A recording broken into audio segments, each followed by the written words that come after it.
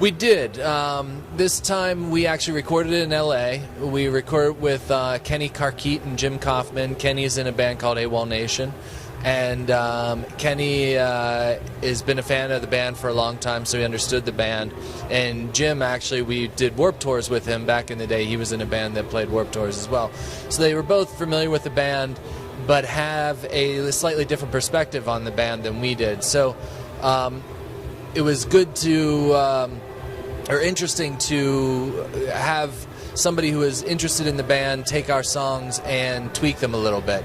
So we haven't done that in a while, and I really like the results because it's still very much an anti-flag record, but it has a little bit of different flavor that we wouldn't have thought to put into some of the songs.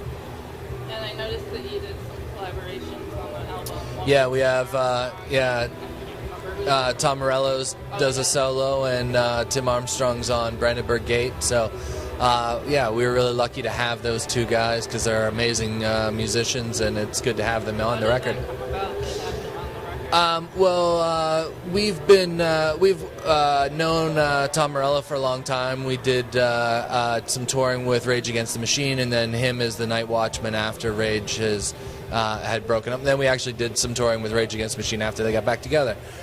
So we've known Tom for a while. And Tim, we've known him from Warped Tours and touring around, and the song Brandenburg Gate, people said this sounds like a Clash song, sort of sounds like a Rancid song, and we're like, well, let's see if Tim would like to sing on it, and we reached out to him, and he liked the song, and he came over and did it. It was really awesome.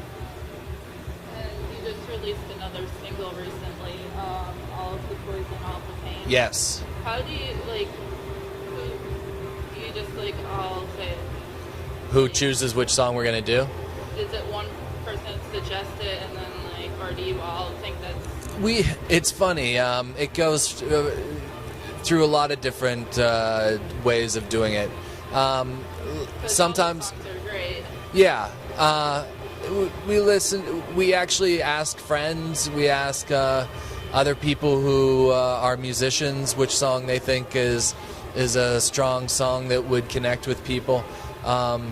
It's hard as being us to know which songs that other people might like because we all like them and hear them in very different ways than people who listen to them who didn't write the songs hear them. So it's sort of a process to weed out our own egos and our own ideas and pick the songs that make sense to other people.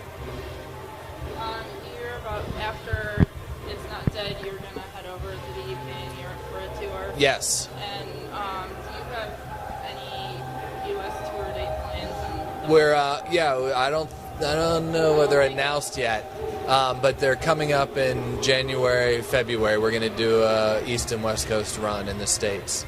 So that should be announced in the next couple weeks. If you were invisible for a day, what would you do and what would you do?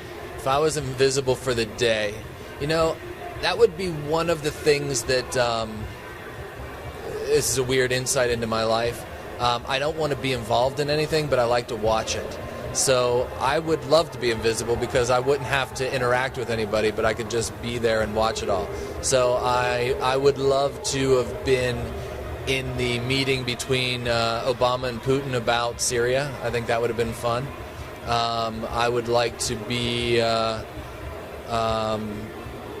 would like to be in a meeting with the Pope when they ask him why gay marriage is not sanctioned by the Catholic Church.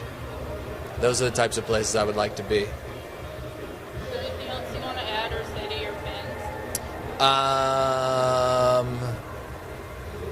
My first thing would be to say, don't be a fan, start your own fucking band.